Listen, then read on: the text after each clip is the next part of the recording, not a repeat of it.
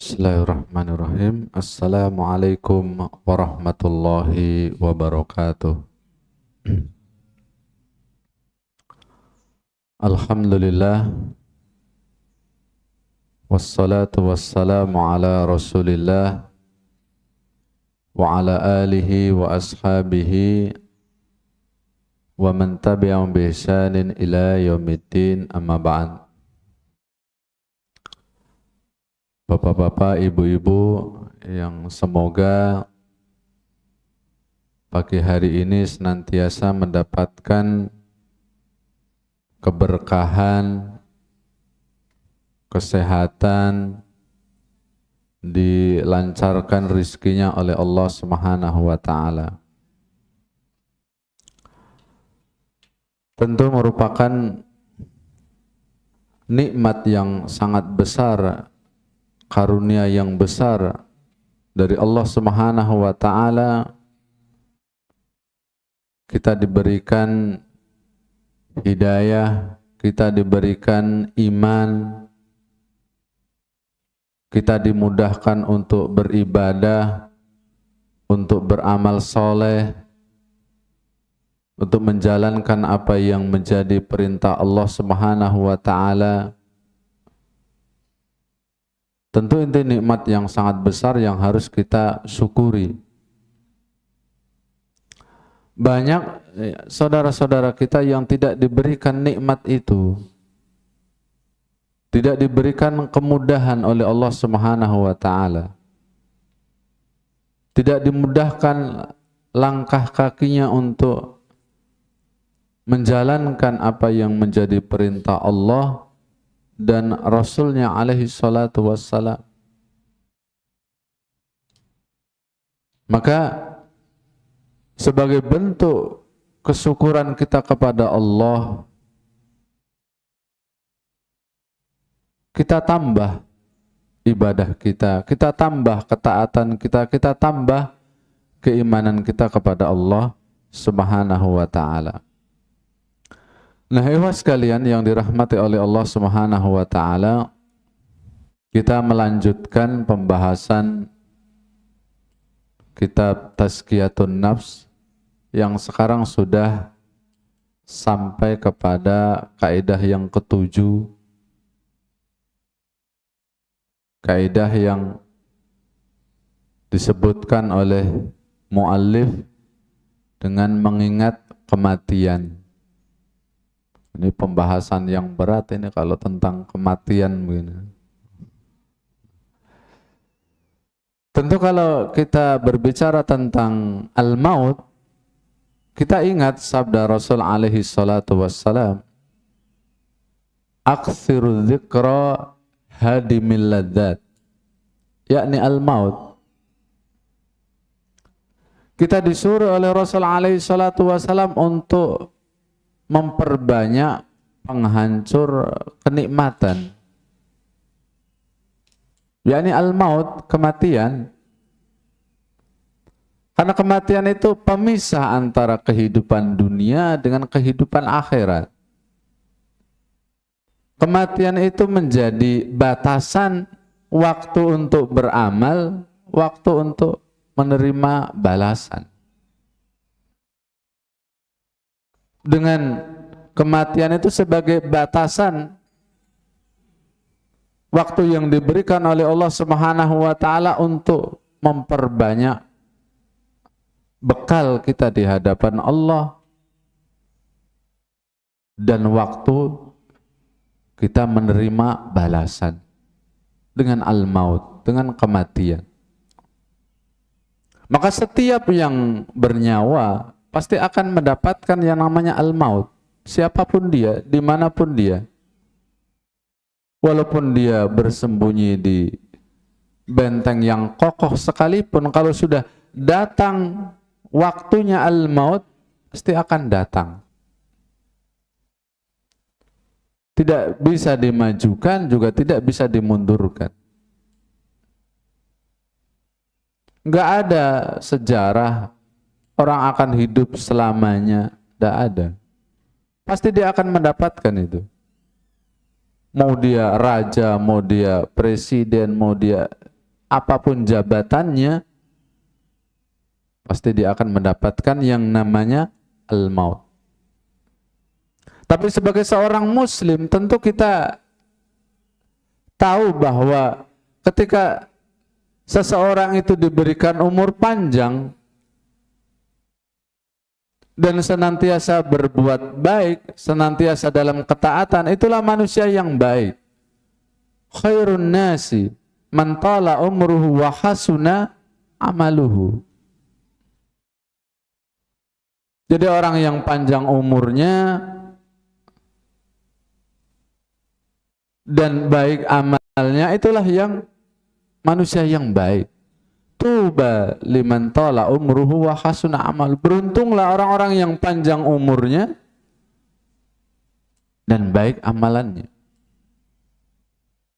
Tapi kalau panjang umurnya justru amalannya buruk, tentu bukan merupakan keberuntungan bagi. Nah, ikhwas sekalian yang dirahmati oleh Allah Subhanahu wa taala, Abu Hurairah radhiyallahu taala anhu mengkisahkan bahwa ada dua orang masuk Islam menghadap Rasul alaihi salatu wassalam. Dua orang menghadap Nabi alaihi salatu wassalam.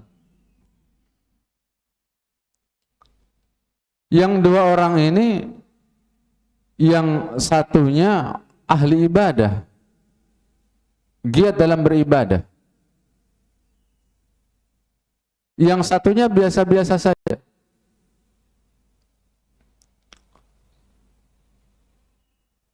Dan Allah Subhanahu wa taala menakdirkan laki-laki yang pertama ini mati dalam keadaan syahid fisabilillah.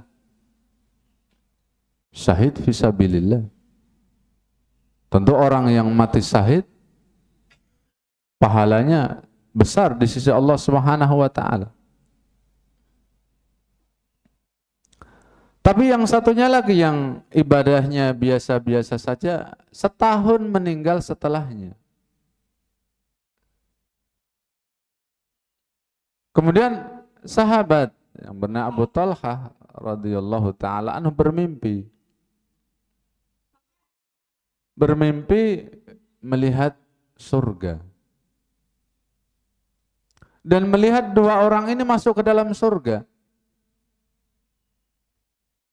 Tapi yang menjadi heran dari sahabat Abu Talhah radhiyallahu taala anhu, justru yang belakangan meninggal dunia, yang ibadahnya biasa-biasa saja, dia lebih dulu masuk surga dan lebih mulia kedudukannya daripada yang pertama. Padahal yang pertama tadi orang yang mati syahid, orang yang banyak ibadahnya, tekun ibadahnya. Tapi justru yang kedua yang ibadahnya biasa-biasa saja, akan tetapi dia 1 tahun meninggal setelahnya, justru dia lebih dulu masuk surga dan lebih mulia kedudukannya.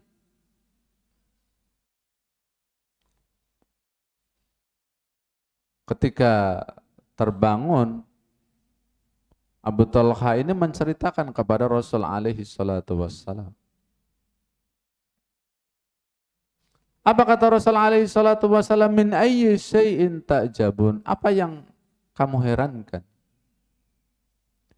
Bukankah yang kedua ini meninggal 1 tahun setelahnya dan dia mendapati Ramadan? Dia bisa sholat dalam 1 tahun. Berapa banyak tuh kalau kita hitung sholat dalam 1 tahun. Belum lagi sholat sunnahnya. Ternyata inilah yang membedakan antara yang pertama dan yang kedua. Nah, ikhwas sekalian yang dirahmati oleh Allah Subhanahu wa taala, maka kita bersyukur kepada Allah Subhanahu wa taala kita diberikan umur sampai hari ini. Yang semoga dengan umur yang Allah berikan kepada kita, kita manfaatkan dengan sebaik-baiknya untuk memperbanyak ibadah, memperbaiki amalan kita, memperbanyak bekal kita untuk menghadap Allah Subhanahu wa ta'ala. Karena perjalanan setelah kematian itu perjalanan yang panjang sekali. Tidak ada batasannya. Tidak ada batasannya. Maka sebelum yaumul kiamah datang episode yang disebut dengan alam barzah, alam kubur. Dan di alam kubur itu ada yang namanya siksa kubur, ada yang namanya nikmat kubur. Yang itu banyak diingkari oleh orang-orang tentang siksa kubur. Padahal sudah dijelaskan oleh Allah dan Rasul alaihi salatu wasalam bahwa yang namanya siksa kubur itu ada, benar, kepastian. Sesuatu yang pasti, sesuatu yang benar. Kita bisa lihat di dalam Al-Quran. Ketika Allah Subhanahu wa ta'ala menggambarkan tentang kaumnya Nabi Nuh alaihi salam. Yang Nabi Nuh alaihi salam sudah mendakwai kaumnya dalam waktu yang lama, bukan waktu yang sebentar. Waktu yang lama. Yang sedikit yang beriman.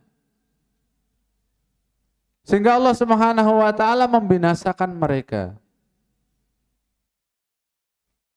dengan banjir bandang. Binasa. Tapi faja'alna 'aliyaha safilaha faja'alna 'aliyaha safilaha wa amtarna 'alaihim hijaratan min sijil. Tanah tempat mereka berpijak diangkat setinggi-tingginya ke langit. Dibalikkan. Dihantamkan ke bumi. Sehingga mereka mati dalam kedalaman perut bumi. Apa setelahnya yang mereka dapatkan? Hijaratan min sijil, dilempari batu yang panas.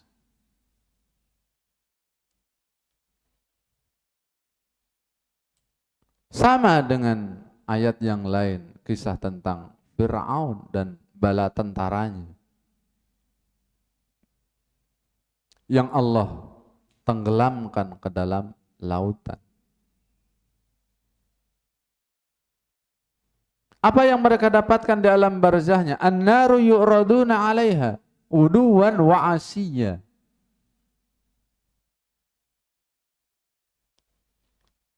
Uduwan wa 'asiyya. Mereka ditimpa api yang panas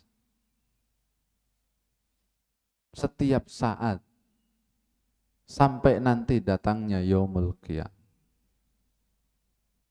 Ini kan menunjukkan bahwa azab kubur itu ada, siksa kubur itu ada di alam barzah. Ada. Dalam hadis Rasulullah SAW juga menegaskan akan hal itu. Salah satunya adalah yang dikisahkan oleh Aisyah radhiyallahu anha. Yang ketika itu datang dua orang wanita Yahudi datang kepada Aisyah radhiyallahu anha, datang menyampaikan tentang siksa kubur, azab kubur. Yang saat itu Aisyah radhiyallahu anha belum meyakini.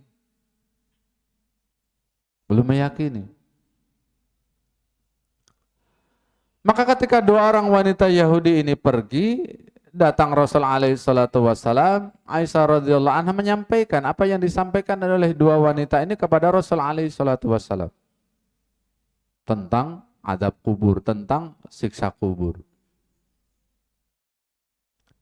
Kata Rasul alaihi salatu wassalam, sadaqata. Fa innahum yu'adzabuna 'adzaban. Benar apa yang dikatakan oleh dua wanita Yahudi itu. Dan mereka termasuk orang-orang yang akan diazab di alam kuburnya. Yang siksa itu sampai didengar oleh hewan-hewan yang ada di sekitarnya. Kalau kita kan enggak mendengar. Tapi itu bisa didengar. Tasma'uhu al-bahaimu. Hewan-hewan yang ada di sekitar.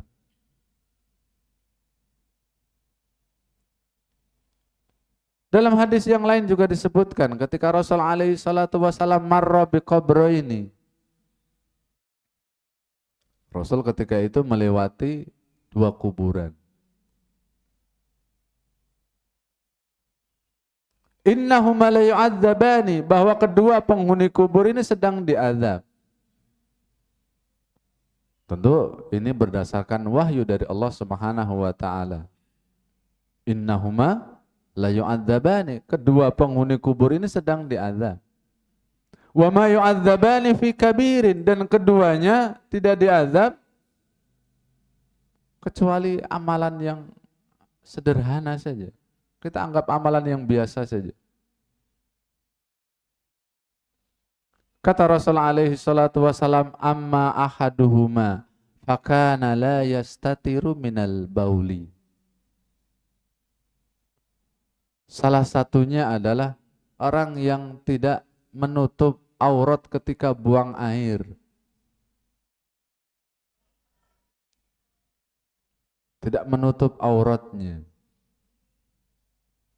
Yang kedua kata Rasul alaihi salatu wassalam, seseorang yang dia selalu melakukan namimah, adu domba. Kan itu amalan yang biasa, yang mungkin kita anggap biasa saja.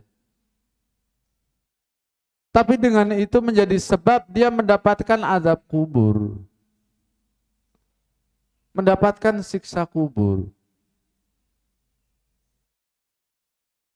Bukan amalan yang besar. Nah, ikhwas sekalian yang dirahmati oleh Allah Subhanahu wa taala, tentu ini mengingatkan kita tentang keberadaan kita di dunia tidak lama, hanya waktu yang sebentar. Maka kita gunakan kesempatan modal yang diberikan oleh Allah Subhanahu wa taala dari umur, dari waktu, untuk memperbanyak bekal kita menghadap Allah. Bekal sebanyak-banyaknya. Dari ketakwaan, dari amal soleh, dari sedekah, dari apa saja yang bisa kita lakukan dari kebaikan. Makanya salah seorang alim, beliau mengatakan inwi khairan. Inwi khairan. Niatkan selalu kebaikan. Dalam setiap langkah kita, dalam setiap apa yang kita lakukan, inwi khairan. Niatkan kebaikan. Kita niatkan kebaikan.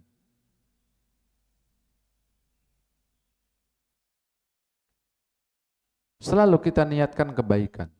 Inwi khairan. Apapun aktivitas yang kita lakukan, inwi khairan, lakukan saja untuk mengharapkan kebaikan lah. Dalam sebuah kisah itu disebutkan, ada seorang raja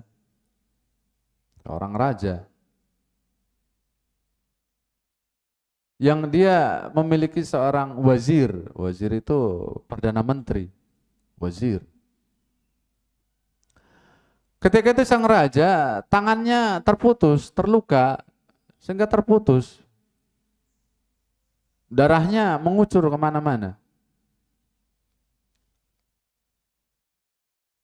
Tapi karena sang wazir, sang perdana menteri ini memiliki tawakal yang luar biasa, dia mengatakan dengan melihat itu, khairan, khairan, khair insya Allah.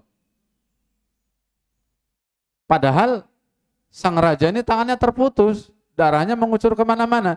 Tapi sang wazir ini mengatakan khair insya Allah. Maka sang Al-Malik, sang raja ini marah. Orang tangannya terputus dibilang baik.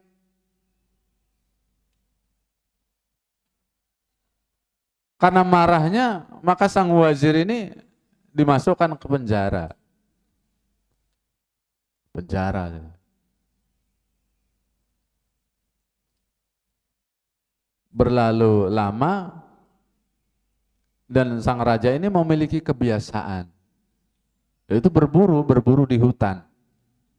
Berburu di hutan. Maka ketika sampai di hutan, dia mendapati sekelompok kaum yang sedang ya'buduna as-sanam.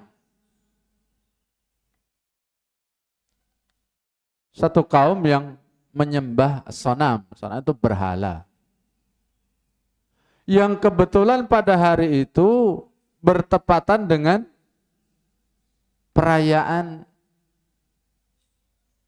sonamnya tadi, sesembahannya tadi, hari rayanya,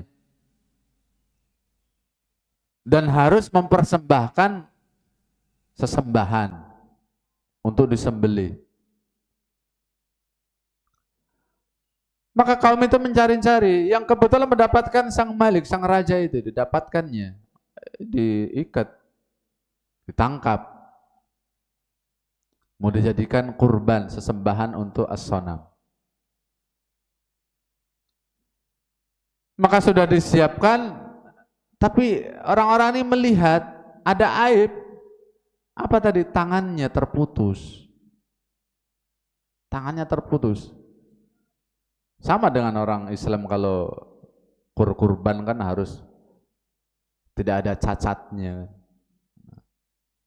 Maka ini juga, karena sang Malik ada cacatnya, tangannya terputus sehingga tidak jadi dijadikan sesembahan, dijadikan kurban. Maka sang Malik ini teringat dengan wazirnya, dengan perdana menterinya. Oh iya, khair, kebaikan. Jadi terputusnya tangan saya ini kebaikan ternyata. Khair. Sehingga tidak jadikan kurban, tidak jadi disembelih. Maka pulanglah sang Malik ini, sang raja ini. Maka pengawal menyuruh, lepaskan si wazir dari si perdana menteri, lepaskan, bawa ke sini.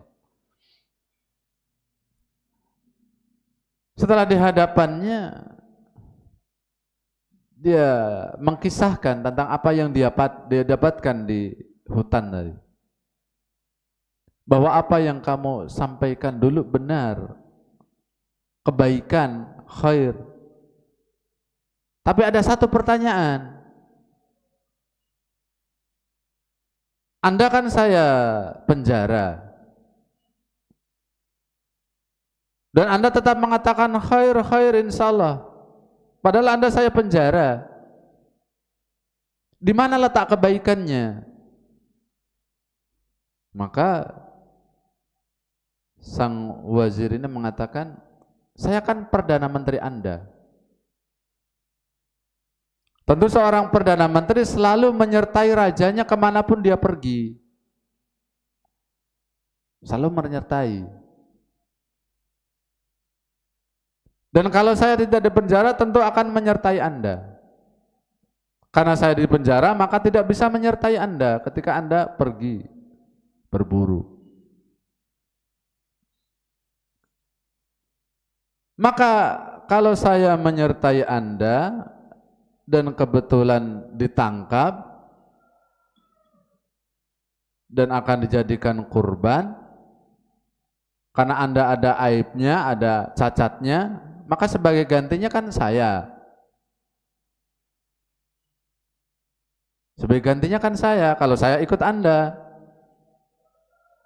Dan kebetulan saya tidak di penjara, maka saya tidak jadikan korban. Khair, khair, kebaikan. Oh, di situ. Alhamdulillah. Jadi tadi inwi khairan, niatkan kebaikan. Niatkan kebaikan dalam hidup kita ini apa saja. Selalu niatkan kebaikan. Dan dengan itu semoga itu menjadi bekal kita yang kita harapkan keikhlasan kepada Allah Subhanahu wa taala. Kita ini kan butuh bekal. Abu Hurairah radhiyallahu taala anhu menjelang kematiannya menangis, padahal seorang sahabat yang banyak meriwayatkan hadis menangis menjelang kematiannya. Ditanya, "Kenapa Anda menangis? Anda kan sahabat." Apa yang dia katakan? Kurangnya bekal. Kurangnya bekal menghadap Allah. Loh, kalau sahabat saja mengatakan demikian, apa yang mau kita katakan? Sahabat mengatakan kurangnya bekal menghadap Allah.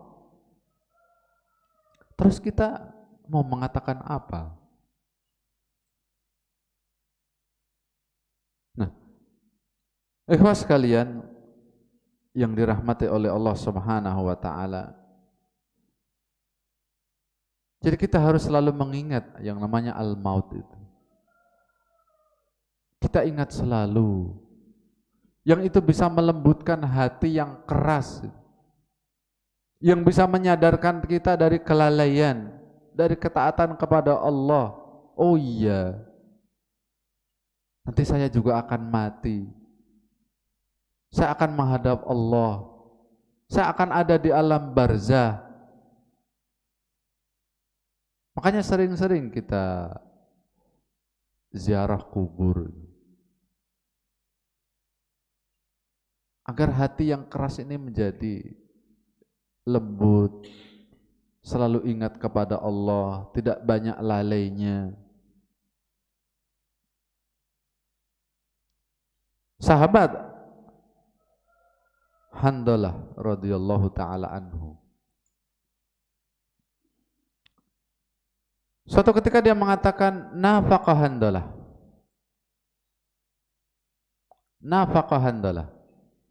Handalah telah munafik. Disampaikan kepada Abu Bakar radhiyallahu taala anhu tentang keadaan dirinya. Nafaqa Handalah. Apa sebabnya? Kalau saya ada di majelis Rasul alaihi salatu wassalam disebutkan tentang surga, tentang neraka, seolah-olah ada di depan mata. Surga, neraka itu depan mata. Tapi ketika pulang ke rumah bersama anak, bersama istri, seolah-olah hilang itu, nggak ada itu. Maka disitulah Handalah radhiyallahu taala anhu nafaqa Handalah. Handalah telah munafik. Maka Handalah dan Abu Bakar datang menghadap Rasul alaihi salatu wassalam menyampaikan. Maka kata Rasul alaihi salatu wassalam, sa'atan, sesaat. Ada saatnya kita beribadah kepada Allah Subhanahu wa taala, ada saatnya kita mendekatkan diri kepada Allah Subhanahu wa taala, ada saatnya kita berkumpul dengan keluarga, ada saatnya kita berkumpul dengan anak dan istri. Sa'atan. Kan kalau orang terus tiap hari beribadah kan juga akan merasakan kebosanan. Maka sa'atan fasa'atan, sesaat. Nah, ikhwas sekalian yang dirahmati oleh Allah Subhanahu wa taala, kita sekarang sudah berada di penghujung, di akhir tahun 2025. Yang sebentar lagi kita akan memasuki tahun 2025. Banyak di antara kaum muslimin yang perhatiannya di mana dan bagaimana mereka mengakhiri tahun 2024.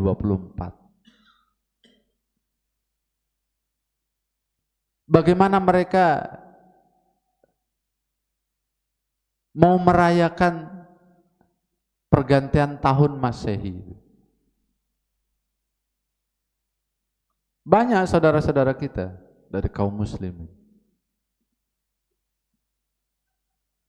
Padahal harus kita ingat bahwa penanggalan kaum muslimin itu adalah penanggalan Hijriyah, bukan Masehi. Dan perayaan itu kan bagian dari ibadah. Yang namanya perayaan itu bagian dari ibadah, bagian dari syariat. Dia bukan persoalan tradisi, bukan persoalan duniawi, tapi dia bagian dari ibadah. Sama ketika umat Islam merayakan hari raya, maka itu bagian dari ibadah, bagian dari syariat. Sama dengan umat-umat yang lain ketika merayakan suatu perayaan, maka itu bagian dari ibadah mereka. Likulli ummatin ja'alna mansaka. Setiap umat telah kami tetapkan mansaka, hari raya. Maka ketika seseorang itu merayakan hari raya, maka itu adalah bagian dari syariat. Dan perlu kita ingat bahwa prinsip seorang muslim adalah dalam beragama lakum dinukum waliyadin. Untukmu agamamu dan untukku agamaku. Ketika Nabi alaihi salatu wassalam datang ke kota Madinah, yang ketika itu Nabi alaihi salatu wassalam mendapati penduduk Madinah sedang merayakan 2 hari raya, yang itu bukan hari raya umat Islam.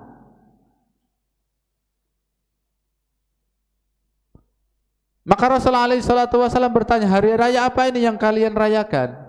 Karena pada waktu itu penduduk Madinah baru mengenal Islam, baru masuk Islam. Maka Rasul bertanya, hari raya apa yang kalian rayakan ini? Maka mereka mengatakan bahwa ini hari raya peninggalan orang-orang Yahudi yang tinggal di sekitar Madinah waktu itu. Sehingga sudah menjadi kebiasaan. Maka Rasulullah SAW memberikan pengajaran, memberikan pelajaran bahwa Allah Subhanahu wa Ta'ala telah mengganti hari raya kalian yang lebih baik dari apa yang kalian rayakan, yaitu hari raya Idul Fitri dan hari raya Idul Adha. Jadi dalam Islam tidak ada perayaan yang lain kecuali hari raya Idul Fitri dan hari raya Idul Adha. Itulah yang harus kita besarkan, itulah yang harus kita agungkan. Maka seorang muslim ketika berhari raya, maka itu dalam rangka ibadah. Dalam rangka ibadah kepada Allah Subhanahu wa Ta'ala. Lalu bagaimana dengan perayaan tahun baru Masehi? Tentu itu bukan bagian dari Islam. Bukan bagian dari Islam.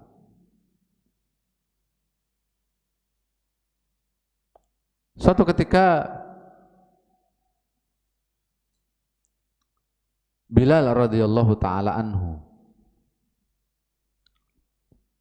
mendapati Rasul alaihi salatu wassalam itu terlambat keluar untuk menjadi imam sholat subuh. Terlambat. Maka saat itu Bilal mendatangi rumah Rasul alaihi salatu wassalam. mendatangi. Dan Bilal mendapati Rasulullah SAW dalam keadaan menangis. Karena nggak biasanya Rasul itu terlambat untuk menjadi imam salat subuh bagi sahabat-sahabat. Maka Bilal bertanya kepada Rasulullah SAW, "Ma yubkika ya Rasulullah?" Apa yang membuat Anda menangis? Kan Anda sudah diampuni dosa yang lalu maupun yang akan datang. Sudah diampuni oleh Allah Subhanahu wa taala. Ma yubkika, apa yang membuat Anda menangis?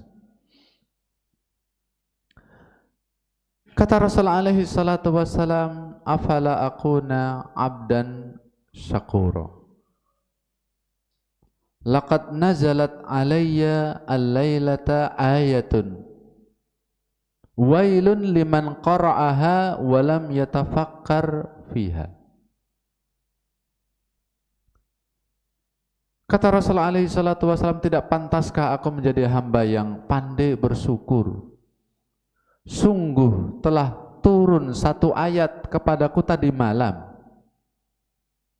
Wailun, kata Rasulullah alaihi salatu wassalam, celaka bagi orang yang membacanya kemudian dia tidak mentadaburinya. Wailun, celaka orang yang membacanya kemudian dia tidak mau mentadaburinya. Apa ayat itu? Inna fi khalqis samawati wal ardi wa ikhtilafil laili wan nahari la ayatin liulil albab. Sesungguhnya dalam penciptaan langit dan bumi, bergantinya siang dan malam, la ayatin, merupakan tanda-tanda kebesaran Allah, tanda-tanda keagungan Allah bagi orang-orang yang berakal. Sehingga pergantian tahun, pergantian bulan, pergantian Jumat ke Jumat berikutnya adalah merupakan sunnatullah. Sunnatullah. Yang di situ kita harus banyak mengingat Allah Subhanahu wa taala. Jadi pergantian tahun bukan untuk dirayakan. Justru kita banyak mengingat Allah, berarti jatah umur kita semakin berkurang. Harus banyak berzikir kepada Allah. Harus banyak mengingat Allah. Alladzina yadhkurunallaha qiyaman wa qu'udan wa 'ala junubihim wa yatafakkaruna fi khalqis samawati wal ardh. Jadi mengingat Allah dalam keadaan berdiri, dalam keadaan duduk, dalam keadaan kita berbaring, mengingat Allah. Banyak beristighfar kepada Allah, jangan sampai kalau musibah datang menimpa kita,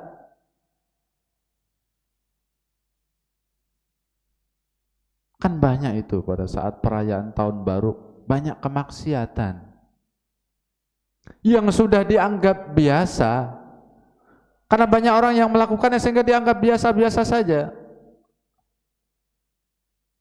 Jangan sampai ketika orang tidak ada yang beristighfar, tidak ada orang yang menangis di saat itu, turun azab.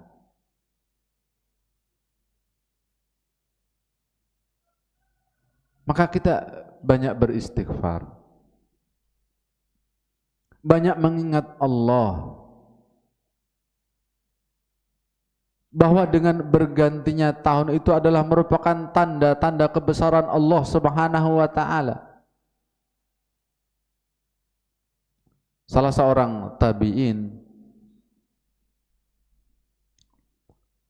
ketika itu bertanya kepada sahabat Anas bin Malik radhiyallahu taala anhu.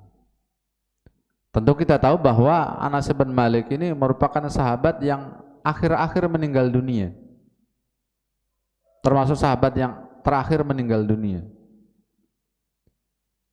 Maka seorang tabi'in ini datang kepada Anas bin Malik bertanya, bagaimana sikap kita, sikap kami ketika mendapati seorang pemimpin yang zalim? Karena di saat itu pemimpinnya adalah Hajjaj ibn Yusuf Ats-Tsaqafi, pemimpin yang zalim, yang banyak membunuh kaum muslimin. Apa yang harus kami lakukan? Apa yang harus kami kerjakan ketika mendapati pemimpin yang seperti itu? Nah, intinya demikian. Kata Anas bin Malik radhiyallahu taala anhu, isbiru fa innahu la ya'ti 'alaikum zamanun illa alladhi ba'dahu syarrun minhu.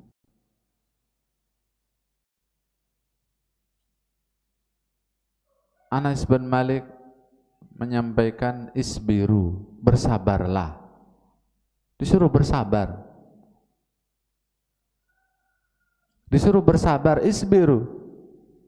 Fa innahu la ya'ti 'alaikum zamanun illa alladhi ba'dahu syarrun minhu. Tidak ada datang satu zaman, tidak ada pergantian tahun kecuali tahun itu lebih buruk daripada tahun sebelumnya. Jadi dengan bergantinya tahun berarti tahun itu lebih buruk daripada tahun yang kita tinggalkan. Ya mungkin kalau dari sisi dunia makin maju, peradaban makin modern, bangunan makin tinggi, makin megah. Segala sesuatu serba instan. Teknologi makin canggih. Tapi dalam bahasa syariat, dia lebih menakutkan, lebih buruk. Berarti fitnah makin banyak. Ujian makin banyak. Godaan makin banyak. Dan orang-orang yang istiqomah makin sedikit.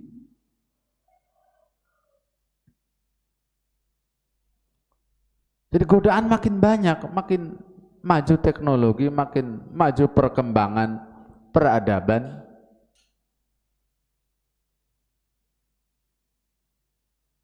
Makin mengkhawatirkan. Orang-orang yang istiqomah dalam agama makin sedikit. Jadi apa yang disampaikan oleh Anas bin Malik tadi? Fa innahu la ya'ti 'alaikum zamanun illa alladhi ba'dahu syarrun minhu hatta talqau rabbakum. Jadi kita disuruh bersabar. Isbiru. Sampai nanti kita bertemu Allah Subhanahu wa taala. Jadi apapun keadaannya dari negeri ini, kita bersabar. As-sabru. Ya, memang sabar itu pahit. Nah, ikhwas sekalian yang dirahmati oleh Allah Subhanahu wa taala, tentang pergantian tahun. Maka seharusnya kita lebih dekat kepada Allah Subhanahu wa taala. Lebih banyak mengingat Allah, lebih banyak beristighfar kepada Allah Subhanahu wa taala.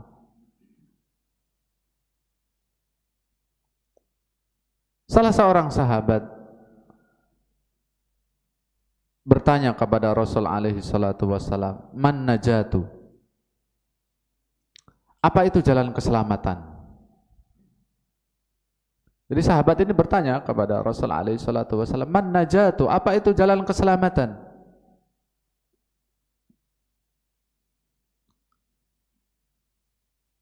Apa yang membuat kita bisa selamat? Kata Rasul alaihi salatu wassalam, hendaknya kita banyak beristighfar, banyak mendekatkan diri kepada Allah Subhanahu wa taala, dan kita merasa betah untuk tinggal di rumah. Wal yasa'ka baituka. Kita merasa betah untuk tinggal di rumah. Walaupun mungkin rumah kita ukurannya kecil, sekian kali sekian, tapi kita merasa betah untuk tinggal di rumah. Daripada kita banyak di luar, banyak kemaksiatan, banyak godaan yang bisa memalingkan kita dari ketaatan kepada Allah Subhanahu wa taala. Wabqi ala khati'atika, dan kita banyak menangis terhadap dosa-dosa yang kita lakukan selama ini. Setiap saat, setiap waktu kita berbuat dosa kepada Allah Subhanahu wa taala.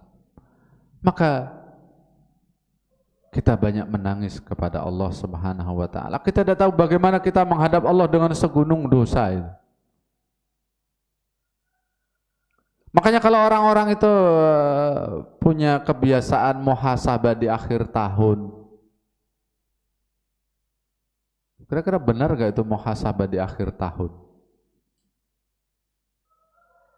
Yang seharusnya muhasabah itu setiap saat, setiap hari kita muhasabah diri kita, kita introspeksi diri kita. Setiap saat, apakah lebih banyak kebaikan yang kita lakukan atau keburukan yang kita kerjakan? Coba kalau muhasabahnya hanya di akhir tahun, bagaimana kalau dia tidak mendapati akhir tahun? Kapan dia muhasabah? Mungkin di pertengahan tahun dia sudah menghadap Allah. Jadi muhasabah itu setiap hari kita lakukan. Apakah hari ini lebih baik daripada hari kemarin? Kalau hari ini lebih baik daripada hari kemarin, orang yang beruntung. Orang yang beruntung. Orang yang bahagia. Kalau hari ini sama dengan hari kemarin, orang yang merugi. Kalau hari ini lebih buruk daripada hari kemarin, orang yang celaka. Jadi dengan kita bermuhasabah, kita menghitung-hitung amalan kita. Oh iya, kayaknya hari ini tidak lebih daripada apa yang saya lakukan kemarin. Oh iya, hari ini ada yang kurang. Maka dengan muhasabah kita akan meningkatkan ibadah kita kepada Allah Subhanahu wa taala. Kita butuh bekal. Sekecil apapun yang kita bawa menghadap Allah Subhanahu wa taala akan dibalas. Keburukan sekecil apapun ketika menghadap Allah Subhanahu wa taala juga akan dibalas. Maka kita lihat orang-orang soleh dahulu. Di dalam bagaimana mereka melakukan kebaikan. Kebaikan. Al-khair, al-khair, al-khair. Selalu ingat kebaikan. Apa yang bisa dia lakukan hari ini. Selalu meniatkan setiap harinya untuk kebaikan. Inwi khairan tadi, inwi khairan. Banyak yang bisa kita lakukan dengan berbakti pada orang tua. Saya kasih contoh tentang baktinya orang yang soleh. Ketika itu musim haji. Yang ini dikisahkan kalau nggak salah Abdullah ibn Umar. Musim haji, Abdullah ibn Umar mendapati seseorang yang menggendong ibunya untuk menunaikan ibadah haji, tawaf di Ka'bah. Maka ditanya ini, siapa ini? Kata laki-laki ini, ummi, ibu saya. Dari mana Anda datangnya? Saya dari negeri Yaman. Bagaimana Anda membawa sampai di sini? Saya menggendongnya. Bayangkan, menggendongnya dari negeri Yaman ke Mekah. Yang dulu belum ada pesawat, belum ada mobil, belum ada gerobak, digendong. Dan kalau kita lihat Yaman ke Mekah itu sekitar 1000 kilometer. Menggendongnya. Siapa di antara kita yang mampu melakukannya? Maka kata laki-laki ini, apakah saya sudah mampu menunaikan hak saya kepada ibu saya dengan melakukan ini? Lah, belum bisa mengganti apa yang menjadi pengorbanan ibu Anda kepada Anda. Padahal menggendong dari negeri Yaman ke Mekah jarak yang sangat jauh, jalan kaki untuk melaksanakan ibadah haji. Tapi apa yang dia lakukan tidak bisa mengganti apa yang telah dikorbankan oleh ibunya kepadanya. Sebuah bakti yang sangat luar biasa dari seorang anak. Baktinya kepada ibunya. Karena dia selalu ingat al-khair, kebaikan tadi. Kebaikan yang bisa dia lakukan, dia lakukan. Maka ini memotivasi kita. Apapun kebaikan yang bisa kita lakukan, kita lakukan. Walaupun banyak orang yang membicarakannya. Kita tidak berbuat kebaikan juga akan diomongin orang, berbuat kebaikan juga akan diomongin orang, lebih baik berbuat kebaikan. Kalamun nas la yantahi. Omongan orang itu tidak akan ada habisnya. Tidak akan ada habisnya. Tapi yang terpenting tadi, inwi khairan, lakukan kebaikan sekecil apapun. Karena itu bisa jadi yang akan bisa menyelamatkan kita dari adab Allah Subhanahu wa taala di yaumil kiamah. Nah, ikhwan sekalian yang dirahmati oleh Allah Subhanahu wa taala, mungkin sampai di sini yang bisa disampaikan. Mudah-mudahan apa yang sedikit ini memberikan faedah kepada kita, menambah ketakwaan kita, menambah ilmu kita, menambah amal soleh kita, menambah pahala kita yang akan kita bawa menghadap Allah Subhanahu wa taala, dan semoga kita semua diwafatkan oleh Allah Subhanahu wa taala dalam keadaan husnul khatimah. Subhanakallahumma wa bihamdika asyhadu an la ilaha illa anta astaghfiruka wa atubu ilaik. Assalamualaikum warahmatullahi wabarakatuh.